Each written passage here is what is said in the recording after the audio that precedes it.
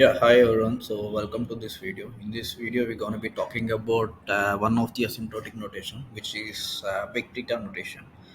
So we have mainly three types of asymptotic notations. Which first one is Big O notation, which tells us about the worst case time complexity, or the upper bound time complexity, which tells us about the maximum time or maximum number of steps which needs to be executed for our algorithm to be completed for a given input size. The next one is Big Omega notation, which gives us the best time complexity of an algorithm. It tells the minimum number of steps or minimum time which an algorithm take for a given input size. So, and the last one is Big Theta notation, which we're gonna check out in this video, which this basically gives us the tight bounds of time or space complexities. Yeah, so let us check it out. What is Big Theta notation means? So basically, when we represent the time complexity in a Big Theta notation, so like it basically tells us about the asymptotic tight bound of time or space complexity. So first of all, what let us see quickly see what is asymptotic really mean. So asymptotic analysis really mean analysis of algorithms time complexity or space complexity when input size is reaching infinity. So study of basically it is a study of time complexity or space complexity of an algorithm when input reaches is reaching size is reaching infinity. So that is what asymptotic analysis really mean. So big theta notation tells us about the asymptotic tight bound. So when input size is reaching infinity, it gives us the tight bound tight bound time complexity or space complexity of algorithm. Let us see. We'll shortly see what is a tight bound of time complexity or space complexity mean. Before that, if an algorithm has a time complexity or space complexity as big theta of g of n, then it means that the values, suppose if we say f of n is big theta of g of n, then it means that the value of f of n is bounded and above by a constant multiple of g of n. So this basically means that here I say, if I say f of n is big theta of g of n, then this inequality should hold true. F of n should be less than equals to a constant multiple of g of n, and also it should be greater than equals to a constant multiple of g of n. If this inequality holds true for a positive constant c1 c2, where c2 should be greater than equal to c1, and also this should not be equal to this should not be hold true for all the values which n gonna take. So even if for all values after a certain positive constant n gonna take, suppose if we take n a constant n naught, for all values n gonna take after this n naught, if this inequality holds true for a positive constant c and c2, then we can say that f of n is big theta of g of n. So basically, this means that f of n is bounded above and below by this g of n. Yeah. So this is what time complexity noted in time complexity notated in big theta will tell us. So basically, it will tell us the upper bound, which is similar to big O notation, and also it will tell us about the lower bound, which was also told by big omega notation. Yeah, so till now we have seen what does big theta of GFN actually tells us. So now this we have seen till now what we have seen is little mathematical. So now we'll see what is what does big data notation actually tells us about an algorithm's efficiency. I mean time complexity or space complexity, which big omega doesn't tell us. So, well, the case is that Big Theta also provides the upper bound and lower bound of an algorithm. It does not just give an upper bound or lower bound of a time of an algorithm. It's the fact that it gives the tightest bounds. It will give the tightest upper bound of an algorithm, and also it will give the tightest lower bound of time complexity or space complexity of an algorithm. So, what exactly is a tight bounds? What exactly is a tight bound, tightest upper bound or tightest lower bound? Yeah, so let us understand it with this example. So suppose we have an algorithm whose running time is governed by this equation: f of n equals to p n square plus qn plus r. So n p and q and r are some positive constant, positive constants, and we can prove that for this variable f of n will be less than equals to a constant multiple of c of n square. So after a particular positive constant called n greater than 1, so we can prove that for all n greater than equals to 1, f of n is will be a less than equals to a constant multiple of n square. This basically what it tells us: f of n is nothing but big of n square. So the maximum value f of n will be taking will be a constant multiple of n square, nothing more than that. So we can prove that. So the proof of this is like, for n greater than equals to 1, the q of n term will be less, definitely less than equals to q of n square, and r will be less than, definitely less than equals to r dot n square. So we can say that p dot n square plus qn plus r will be less than equals to pn square plus qn square plus rn square, which is nothing but p plus q plus r dot n square. So basically, we are saying that f of n is less than equals to c dot n square, where c is the sum of p plus q plus r. This will be hold true for all n greater than or equal to 1. So this is nothing but the definition of big O of n square. We are saying f of n will be maximum at most the value of constant multiple of n square after a particular n naught. Here the n naught is 1. So we can say that f of n is nothing but big O of n square. So while we are saying that, we can also prove that here we told that f of n is less than equals to p plus q plus r dot n square, right? Since for n greater than equals to 1, n square is definitely less than equals to n cube, right? So we can also say that f of n is less than equals to p plus q plus r n cube. So we can prove that f of n will be definitely less than a constant multiple of n cube. So in this case, we can say the time complex of f of n is big O of n cube as well. Even if it's a big O of n cube or big O of n square, there is nothing wrong in it. Both are correct upper bounds. The fact is that the big O of n cube is not the tightest upper bound, where the big O of n square is the tightest upper bound. So, what is the tightest upper bound means?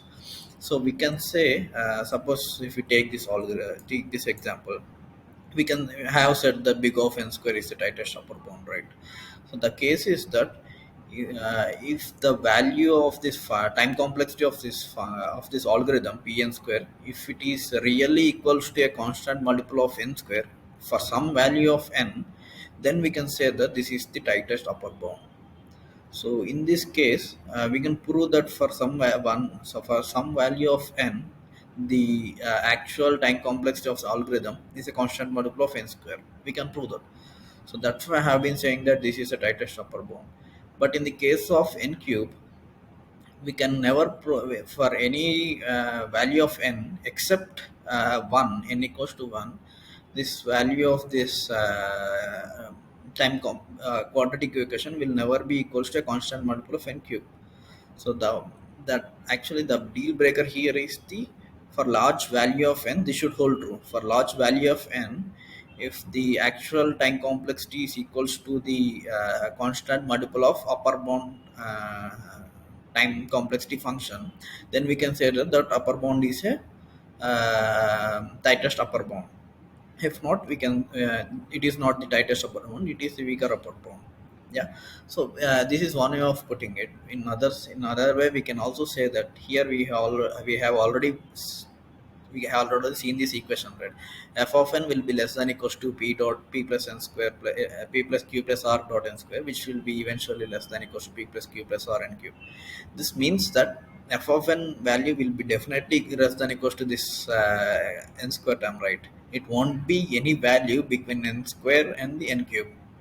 Definitely all values will be less than n cube, hence it will be less than n cube as well. So it won't be anything between n square and n cube, right? So we can say that this p plus q plus r n square is the first upper bound of n square. So the tightest upper bound is nothing but the first upper bound of a time complex of a algorithm's time complexity or space complexity function. Yeah, so that is what tightest upper bound means. So similar to tighter upper bounds or lower bounds, we'll also have something like tighter or weaker upper lower bounds as well, right?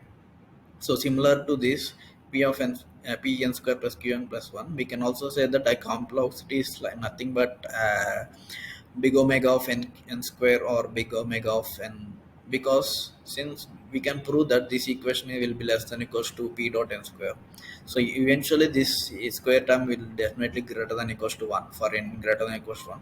So we can, there is no wrong, nothing wrong in saying that the time complexity here is big omega of n cube or big omega of n, right? So this issue will come with big omega and big O notation as well. So while big O or big omega can give us the tighter or weaker upper bounds, it can't tell, we can't know whether it is a tighter upper bound or a weaker upper bound. This is where the big theta notation will help us. Big theta notation will basically gives us the tightest upper bound and tightest lower bound. So in this case for this function, p n square plus q n plus r, the time complexity in big theta notation will be big theta of n square.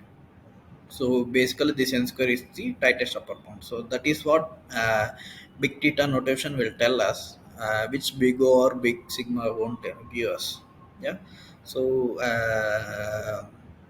this is one thing, and also other way of putting it is, if we say that the function f of n is big O of g of n, and also it is big omega of g of n, then we can also say that f of n is big theta of g of n.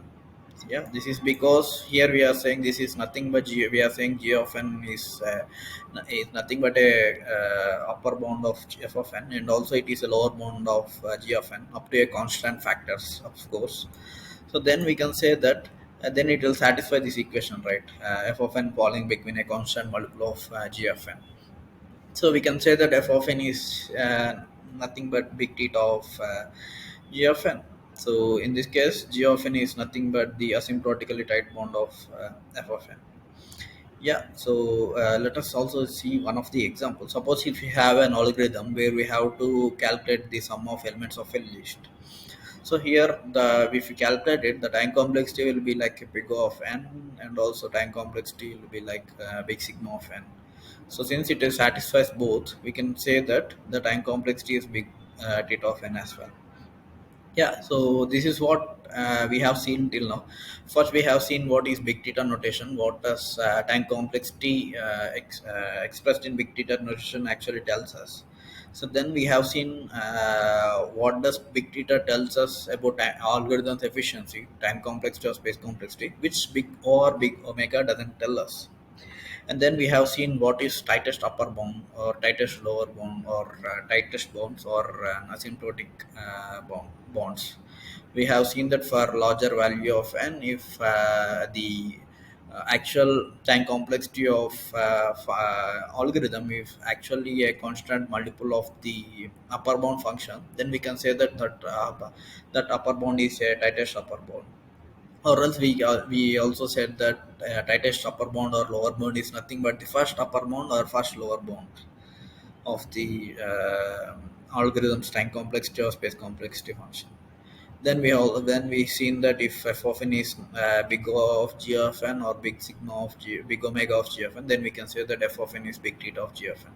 So this is what we have seen till now. Now we will see a way to find whether a given function g of n is a tight bound of a function, say f of n or not.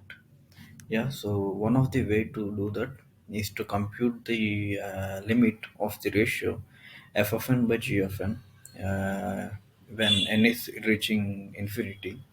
So if the limit value is equals to a positive constant, then we can say that f of n is big theta of g of n. Essentially, we are saying that g of n is the tight bound of f of n. That means that g of n is the tightest upper bound and tightest lower bound of this f of n. Yeah, so this is how we can check whether a given function g of n is a tight bound of a function f of n or not. or whether to check whether f of n is big theta of g of n or not. Yeah. So we shall also see proof for it, proof for this concept.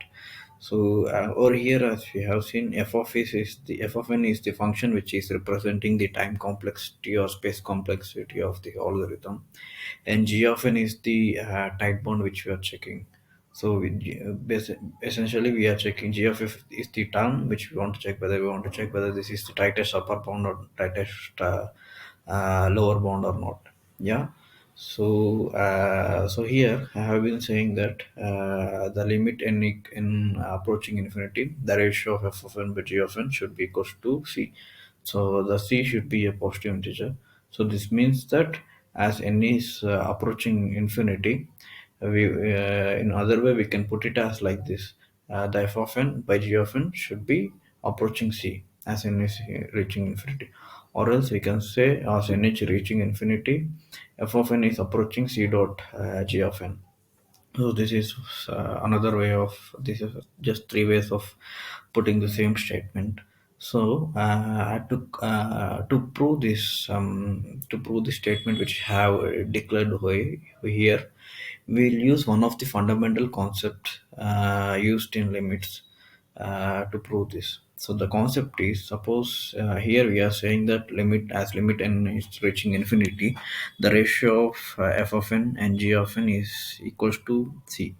So the concept in limit says that whenever this is the case, whatever may be the epsilon. So epsilon, we choose epsilon is a arbitrary small number, so small positive numbers. Let us suppose that the modulus of difference between the ratio and the constant will be less than epsilon, such that there exists a positive number n, uh, after which this difference between ratio and constant will be less than epsilon.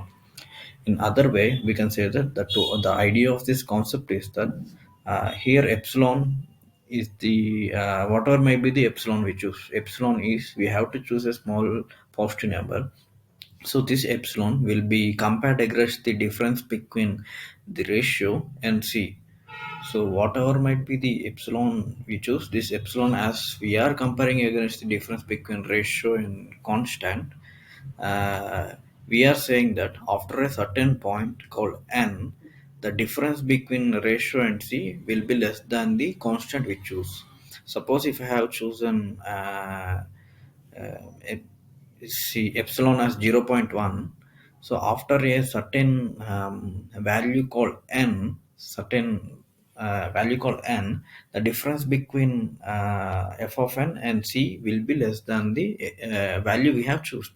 This is because we have seen that as n is reaching, as n is growing larger and larger, the ratio of f of n g of n is approaching c.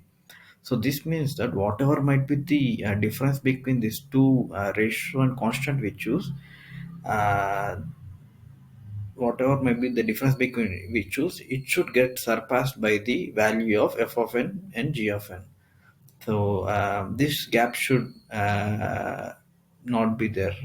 So that is the whole idea about it. So let us just quickly understand it by taking an example to get a better idea. So here I took f of n as n square and g of n as n square plus 1. So here if we calculate limit n reaching to infinity f of n by g of n, we can find that the limit value will be like 1. So here the case is that c equal to 1. So as I said, I'll choose an epsilon. So epsilon I'll be choosing as 0.1. So this epsilon will be compared against the difference between f of n, g of n and 1. 1 is because c is our 1. So if modulus of between f of n and g of n and 1 is less than 0.1, then we can say that we have successfully verified that this concept is correct. Yeah, so for that, what I'm going to do is, so here I'm going to write the same equation in a different way. So here we are saying that the modulus of ratio minus c is less than epsilon. So if we just open the modulus, we can also say that the ratio f of n and g of n should fall between the range c minus epsilon and c plus epsilon. So if you can prove this, we have, it means that we have successfully have a verification of this concept. Yeah, so here in our case, in this example, we have to prove f of n and g of n falls in the range of c equal to 1, right? So c will be 1 and epsilon we chosen is 0.1. So it is like we have to verify whether f of n and g of n values will fall under the range 0.9 to 1.1. So this we're going to be doing graphically. So here I have plotted a graph of f of n, g of n, especially have took the values of range from range 1.1 to 0.9 on y-axis. So here, as I can see, when y is reaching the graph is reaching y equal to 1 axis as n is becoming larger and larger, because as we have already seen, when we are took the limit n is reaching infinity, this is reaching to constant value called 1. So we can see the same over here, and also here we can see that the value of f of n, g of n is in between the range 0.1 and 1.1 and 0.9, which is the range of c minus epsilon and c plus epsilon.